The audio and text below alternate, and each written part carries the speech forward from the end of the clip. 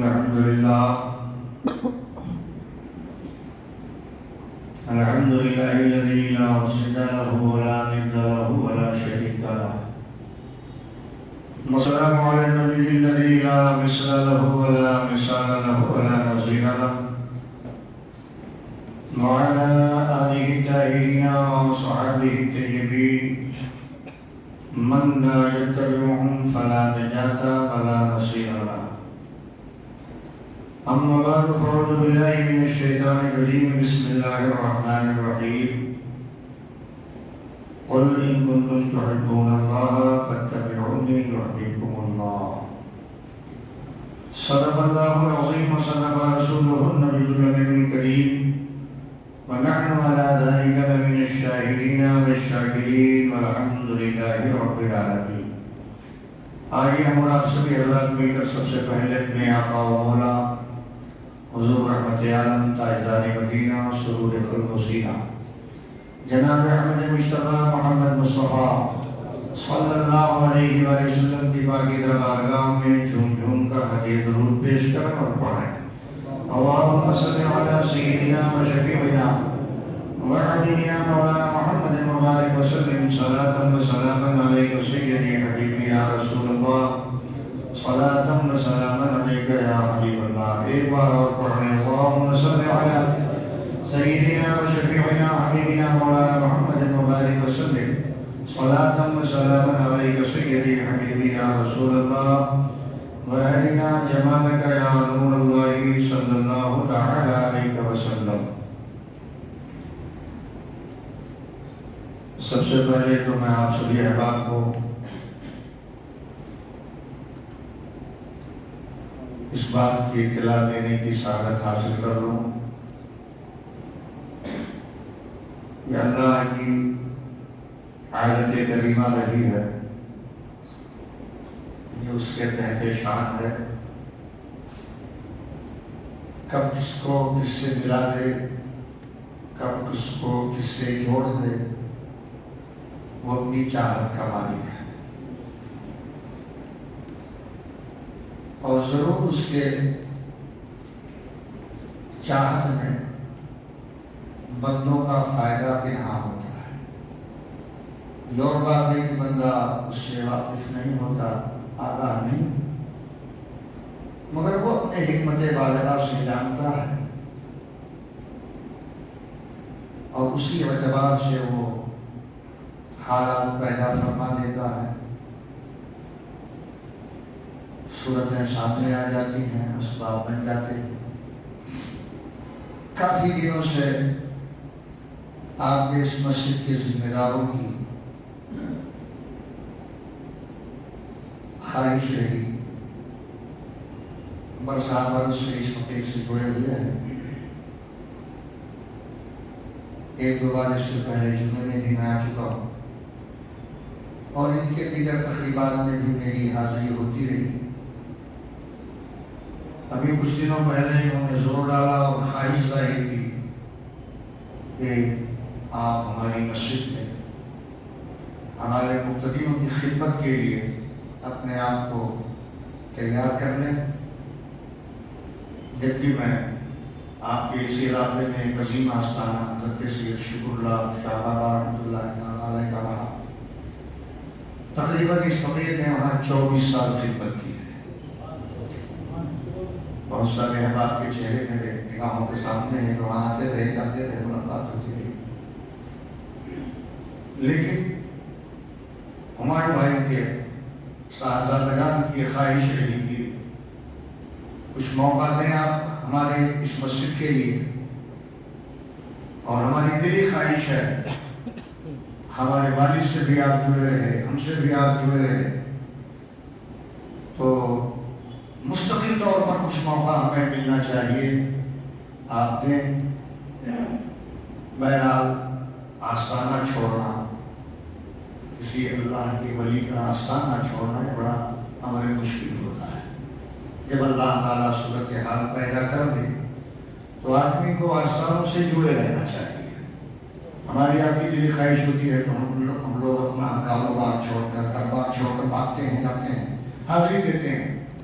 24 سال کے قدموں میں رہ کر خدمت انجام دینے کا موقع ملا، الحمدللہ اس کا یہ حال رہا، اس کا یہ فائدہ ہوا کہ آپ میں شناسا ہوں، کوئی نیا نہیں ہوں، آپ مجھے جانتے ہیں، تقریباً میں آپ کو جانتا ہوں۔ تو یہ بڑا مسئلہ تھا، لیکن ان کی خواہش، عمران بھائی، راجو بھائی اور دیگر احباب، ان کی خواہش میری خواہش پر غالب آئی اور انہوں نے کہا کہ نہیں، آپ کو آنا ہے۔ تو میں نے پرسوں آپ حضرات کے مستقل خدمت کا میں نے وعدہ کر لیا ہے۔ پرسوں شب میں میری ان کی بات چیت فائنل ہوئی، انہوں نے کہا آپ کو یہی رہنا ہے، کچھ دن آپ کو بتانے ہیں اور خاص طور سے ہمارے مقتدیوں کی خدمت کرنی ہے۔ تو میں باعثیت خادم آیا ہوں۔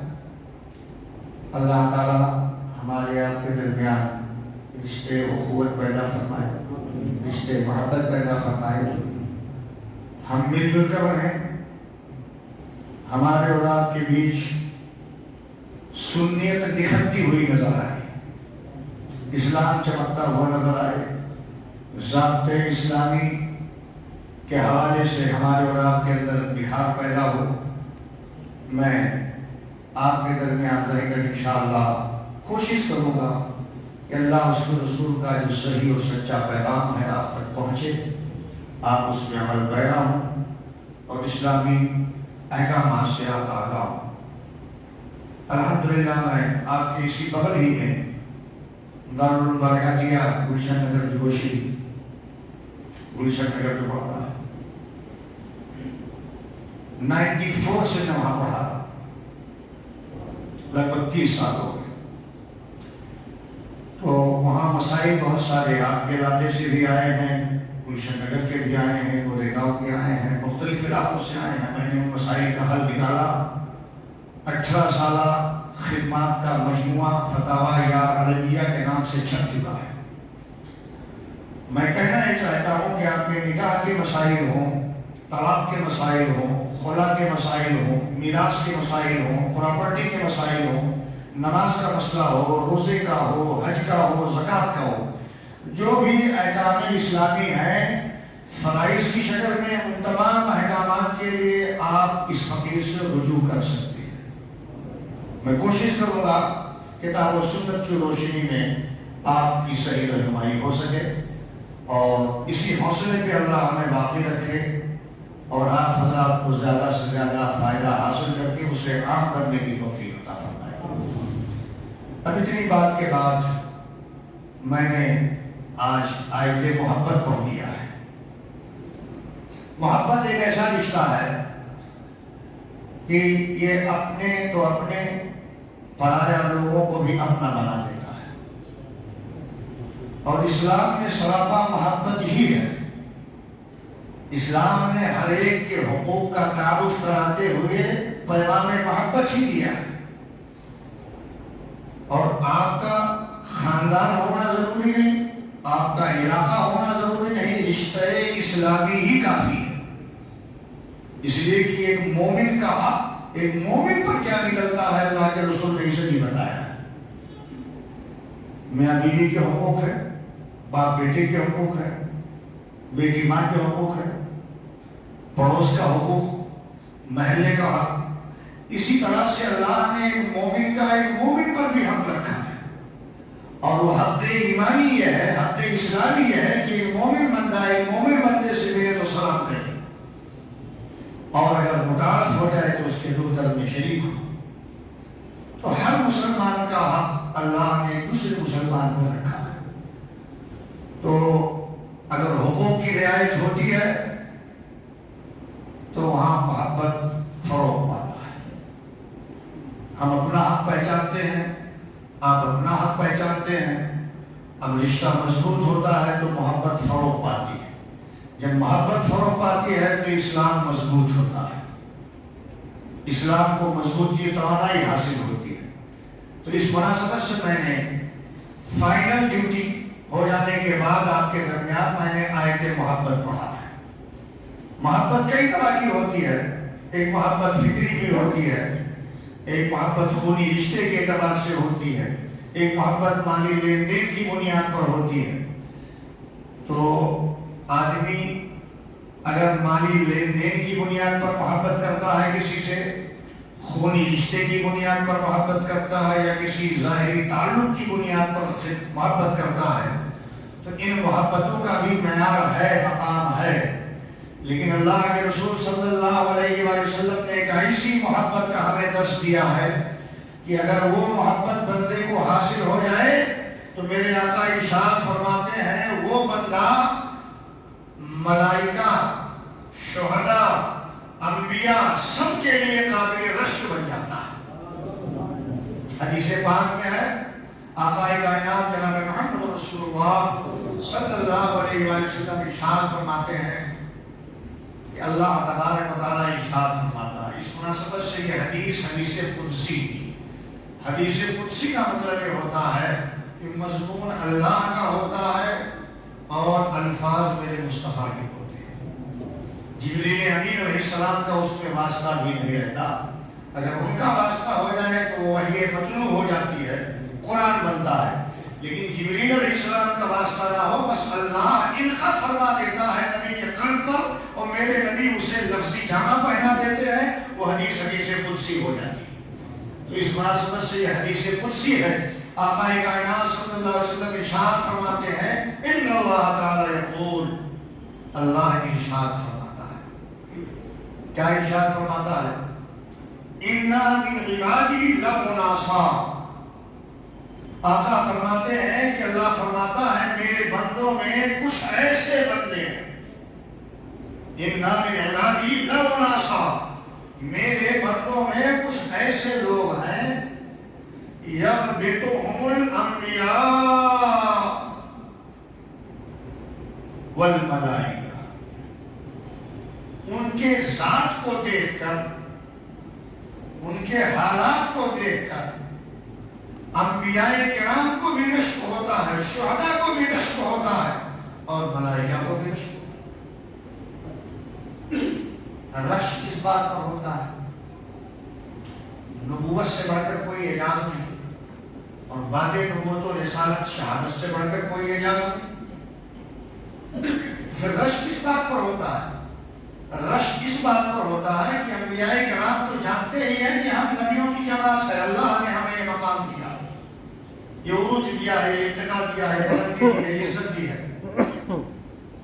لیکن ہماری ہی صفوں میں کچھ ایسے افراد بھی نظر آتے ہیں کہ جنہوں نے نبوت تو نہیں پایا, شہادت بھی نہیں پائی ہے, شہادت کا درجہ حاصل نہیں ہے, اور نہ ہی وہ نبوت والے ہیں نہ رسالت والے ہیں, پھر بھی اللہ تعالیٰ نے انہیں بروز قیامت انہی نبیوں کے صف میں رکھا ہے, انہی شہیدوں کے صف میں رکھا ہے.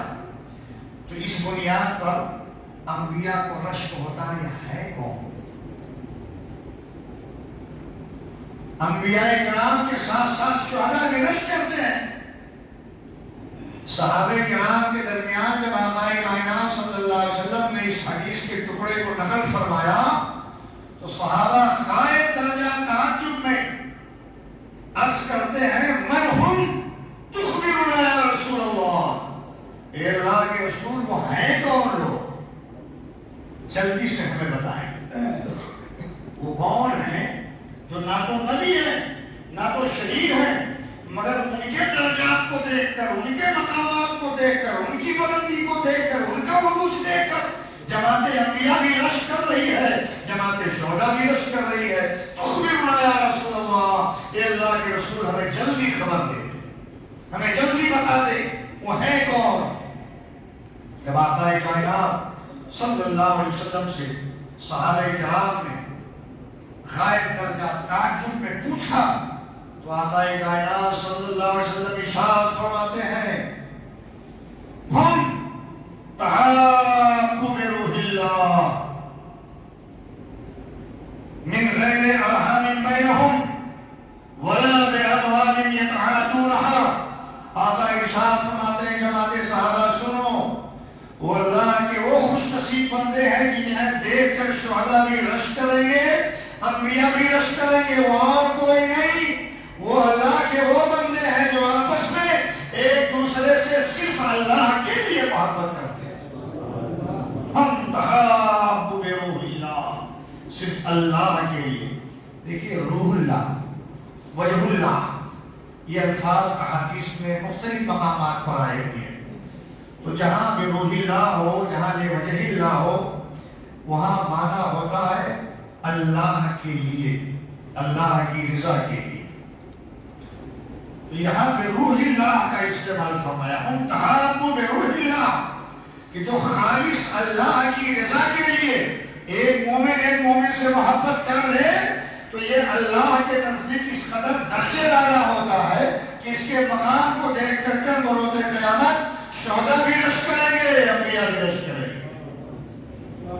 پھر میرے آقا نے فرمایا من غیر ارحام بینہم، اور ان کے درمیان کوئی رشتہ رحمی، خونی رشتہ نہیں ہوگا، خونی رشتہ نہ ہو۔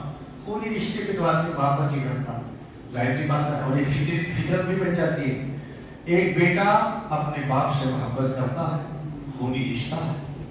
باپ بیٹے سے محبت کرتا ہے، یہ خونی رشتہ ہے۔ بھائی بہن سے محبت کرتی ہے، یہ خونی رشتہ ہے۔ بیٹی ماں سے محبت کرتی ہے، خونی رشتہ ہے۔ میرے آقا فرماتے ہیں خونی رشتہ نہ ہو، من غیر ارحام بینہم، خونی رشتے پر، رشتہ داریوں پر تو ہر کوئی ایک دوسرے سے جڑتا ہی ہے، محبت کرتا ہی ہے۔ بھائی بہن کے ہاں جاتا ہے، بہن بھائی کے ہاں آتی ہے، خالو خالہ کے ہاں آنا جانا ہوتا ہے، اور دیگر جو رشتہ داریاں ہیں خونی ذوی الارحام، ایسے ماحول میں تو عام طور پر محبت کا درس ملتا ہی ہے، آنا جانا ہوتا ہے، کھانا پینا لینا دینا محبت کی بات ہوتی رہتی ہے۔ لیکن خونی رشتہ نہ ہو، پھر بھی ایک مومن دوسرے مومن سے محبت کرے تو اللہ تعالیٰ ارشاد فرماتا ہے وہ بندہ ایسا ہوگا کہ انبیاء بھی اس کے رتبے پر رشک کریں گے، شہداء بھی رشک کریں گے۔ آپ اندازہ کریں ایک مومن کا ایک مومن سے محبت کرنا اس قدر کمال والا عمل ہے، تو اگر آپ کسی ولی سے محبت کریں تو آپ کا درجہ کیا ہوگا؟ اگر کسی نبی سے محبت کریں تو آپ کا درجہ کیسا ہوگا؟ آپ کسی امام سے محبت کریں تو آپ کا درجہ کیسا ہوگا؟ آپ کسی صالح بندے نمازی سے محبت کریں تو آپ کا درجہ کیا ہوگا؟ آپ کسی وارث نبی سے محبت کریں، کسی خلیفہ رسول سے محبت کریں تو آپ کا مقام کیا ہوگا؟ یہاں بندے کی محبت کا حال ہے، لیکن اس شرط کے ساتھ کہ من غیر ارحام بینہم، آپس میں کوئی خونی رشتہ نہ ہو۔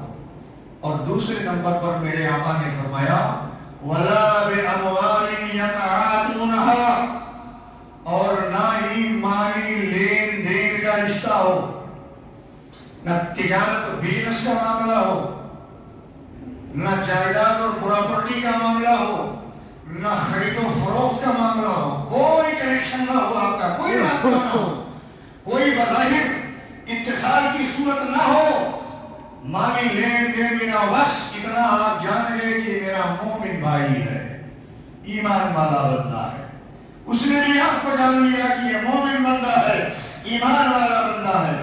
اب یہ دو بندے کہ جس کے درمیان نہ خونی رشتہ ہوتا ہے نہ مالی لین دین ہوتا ہے، یہ دونوں جب آپس میں محبت کرنے لگتے ہیں تو یہ محبت ان کے درجات کو اس قدر بڑھا دیتی ہے کہ اللہ کے رسول فرماتے ہیں کہ انبیاء رشک کریں گے، شہداء رشک کریں گے۔ یہ عام رشتہ ایمانی ہے، ہم اور آپ ایک دوسرے کے خلاف بول لیتے ہیں، ایک دوسرے کے خلاف چلے جاتے ہیں، غیبتیں ہو جاتی ہیں، چغلیاں ہو جاتی ہیں، ایک دوسرے کو دیکھ کر منہ چڑھا دیتے ہیں، یہ غیر اسلامی امور ہے۔ اسلام تو کہتا ہے کہ بلا وجہ صرف اللہ کے لیے ایک بندہ ایک بندے سے محبت کرے تو ایسا ہو جاتا ہے کہ انبیاء رشک کریں گے، شہداء رشک کریں گے۔ اب صحابہ کرام نے جب اتنا سن لیا تو صحابہ کو تتبع ہوتی تھی، تلاش، وہ حریص علی الاموال نہیں تھے، وہ حریص علی الخیرات تھے، حریص علی الحسنات تھے، وہ نیکیاں جمع کرنے والی جماعت تھی، وہ بھلائیاں جمع کرنے والی جماعت تھی۔ جیسے ہمارا آپ کا حصہ ہوتا ہے مال کے تعلق سے، یہ بھی ہو جائے، یہ بھی ہو جائے، یہ بھی ہو جائے، اتنا ہو جائے، اتنا ہو جائے، اتنا ہو جائے، صحابہ کرام ادھر توجہ نہیں دیتے تھے. صحابہ کرام کی توجہ خیرات پر ہوتی تھی، حسنات پر ہوتی تھی، صالحات پر ہوتی تھی، اچھے کام پر ہوتی تھی، امور حسنہ پر ہوتی تھی. یہ عمل آ جائے، یہ عمل آ جائے، یہ عمل آ جائے. ایسے ہی علم کے تعلق سے بھی وہ حدیث تھے کہ مصطفیٰ جو بتا دیں اور مصطفیٰ بہت کچھ بتا دیں اسے بہت سمجھ لیں، اپنے دامن میں جگہ دے دیں. صحابہ کی خواہش ہوتی تھی. تو جب صحابہ کرام نے اتنا سن لیا اللہ کے رسول کی اس صراحت کے بعد، تو بڑے پیار سے صحابہ کرام سبحان اللہ وہ کیا سنا رہا ہوگا مسجد نبوی میں میرے آقا منبر پر جلوہ باب صحابہ کی جماعت. صحابہ پوچھ رہے ہیں آقا بتا دیا آپ نے، سمجھ میں تو آ گیا لیکن کچھ نشانی بتا دیں، نشانی بتا دیں تاکہ ہم وہ نشانی پا کر دنیا میں ان سے محبت شروع کر دیں. نشانی بتا دیں کہ جن کی محبت پر بندے کا یہ مقام کہ انبیاء بھی رشک کریں گے، شہداء بھی رشک کریں گے، کچھ نشانی بتا دیں.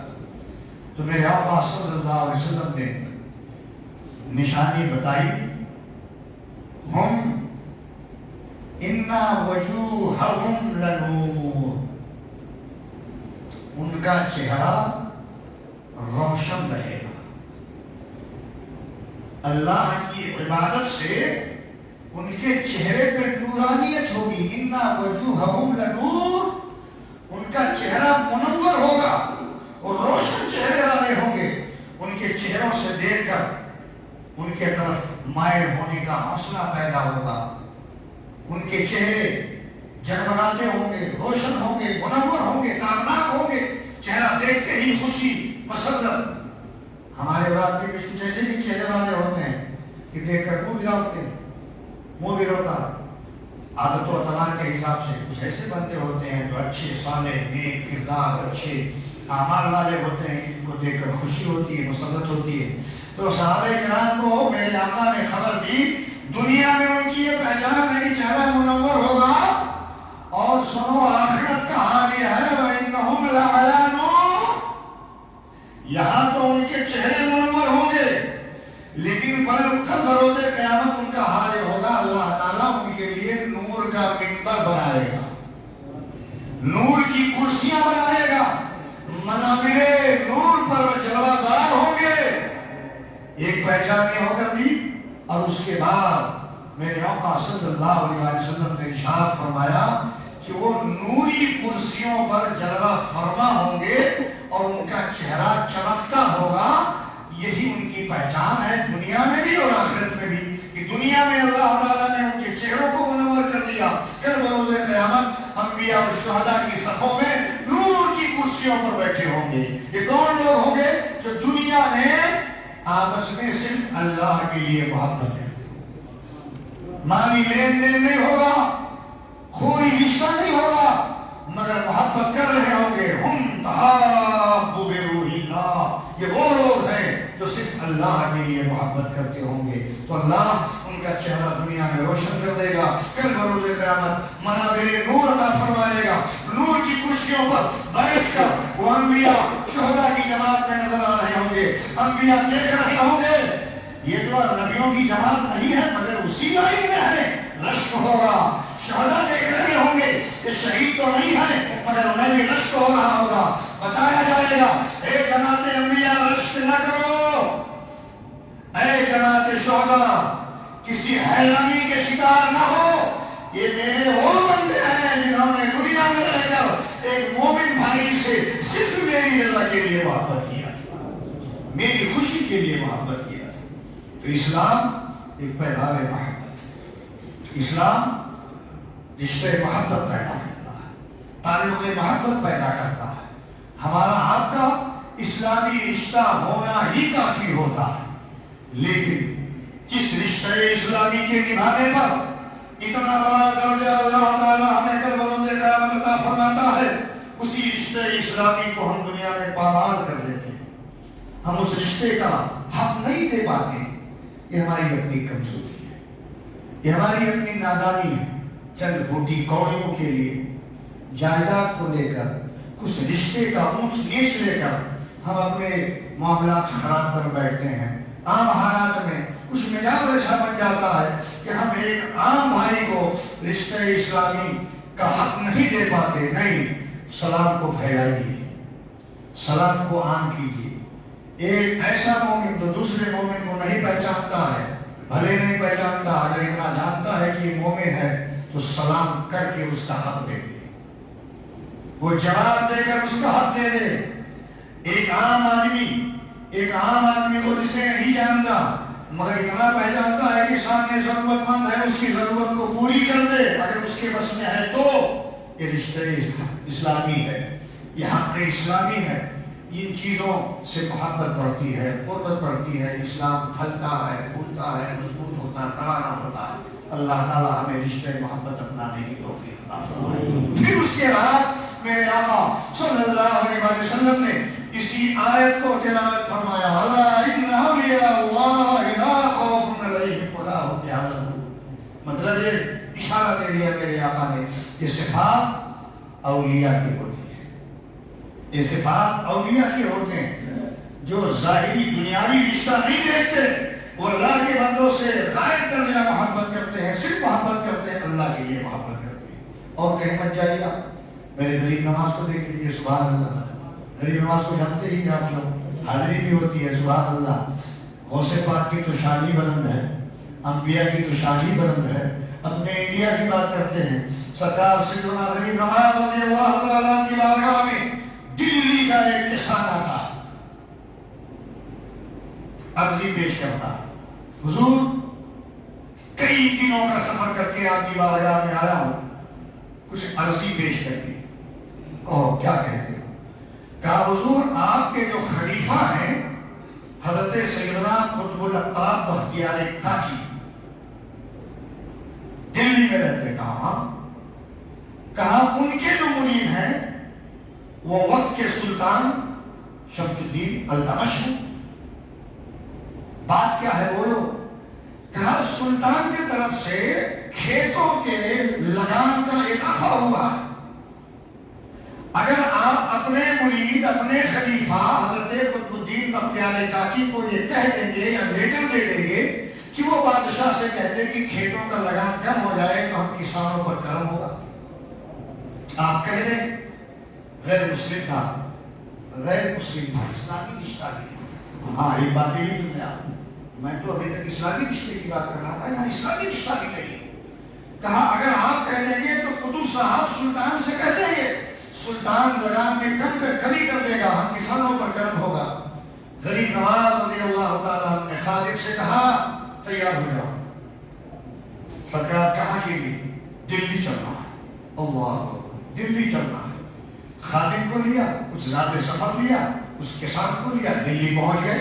اچانک جب دلی پہنچ گئے تو حضرت قطب الدین بختیار کاکی رحمۃ اللہ تعالیٰ علیہ حیرت میں، غریب نواز اجمیر سے دلی، سرکار اچانک آمد ہوئی، آپ خبر کر دیتے، میں آپ کو بلاتا. کہا ایک بات سنو، ایک معاملہ ہے، وہ یہ ہے کہ ایک کسان نے شکایت کی ہے کہ تمہارے مرید نے یعنی سلطان شمس الدین التمش نے لگان میں اضافہ کر دیا ہے جو کسانوں پر بوجھ بن رہا ہے. تو سلطان سے تم یہ کہہ دو کہ لگان کم کر دے اور میں چلتا ہوں. اتنا کہہ کے آپ رخصت ہونے لگے. حضرت قطب صاحب پیچھے لگے، سرکار اس ضیافت کا موقع دے، خدمت کا موقع دے. کہا میں خدمت کرانے نہیں آیا ہوں، میں صرف اس کسان کا درد لے کر آیا تھا. کہا سرکار آپ رکا بھیج دیے ہوتے، خط بھیج دیے ہوتے، کاشف بھیج دیے ہوتے، میں وہ کام کروا دیتا سلطان سے. اب غریب نواز کا جملہ سنی. میرے غریب نواز فرماتے ہیں ٹھیک ہے، میں جانتا ہوں میرے رتبے پہ کام ہو جاتا، میرے قاصد کے بھیجنے پر بھی کام ہو جاتا، تو میں خبر ملتی ضرور تمہیں کام کروا دیتے. لیکن میرے تئیں اس کے دل میں محبت کیسے پیدا ہوتی؟ میرے تئیں اس کے دل میں محبت پیدا کیسے ہوتی؟ میں لگان بھی معاف کرانے آیا تھا اور اس کے دل سے کفر نکال کر اسلام کی روشنی بھی دینے آیا تھا. گرا قدموں میں وہ کسان جو غیر مسلم تھا. کہا آقا آپ کا جب طریقہ کار اتنا اچھا ہے تو آپ کی ذات کتنی اچھی ہوگی، آپ کا نبی کتنا اچھا ہوگا، آپ کا خدا کتنا اچھا ہوگا، قدموں میں گرتا ہے اور پڑھ لیتا ہے کلمہ طیبہ لا الہ الا اللہ محمد رسول اللہ۔ یہ کیا تھا؟ مالی لین دین تھا، اس سے خونی رشتہ تھا، اسلامی رشتہ بھی نہیں تھا، مگر غریب نواز نکل پڑے، اجمیر سے پیدل سفر کیا، دلی کا خادم بھی ساتھ لیا، اس کے ساتھ کے درد کو لے کر کتب کی بارگاہ میں پیش کیا، کہا، اور کتب نے سلطان سے کہا اور لگان بھی معاف ہو گیا، اور ادھر اس کا کفر بھی دھل گیا، دولت اسلام سے بالا ہو گیا۔ یہ محبت کے طریقے ہیں، ہمیں محبت کرنا چاہیے، ہمیں محبت سیکھنا چاہیے، ہمیں محبت پھیلانا چاہیے، ہمیں محبت کی دنیا بنانی چاہیے۔ آج رنجش، دوری، دغا، فریب، جھوٹ، عیاری، مکاری، یہ سب ہمارا شیرہ بن گیا ہے۔ کسی بھی راستے کو اپناؤ، ملنا اتنا ہی ہے جتنا رب نے مقدر کر دیا ہے۔ میں نے پچھلے جمعہ قضا پر تقریر کیا تھا، جو قضائے الہی ہو چکی ہے اس سے ایک دانہ آپ کو زیادہ نہیں ملنا ہے، نہ ایک دانہ کم ملنا ہے۔ کیوں غلط راستہ اپناتے ہو؟ کیوں غلط راستہ اپناتے ہو؟ کیوں بندشیں بڑھاتے ہو؟ اسلام درس محبت ہے۔ محبت کی دنیا اگر آپ فتح کرتے ہیں تو کل جہان آپ کا ہے۔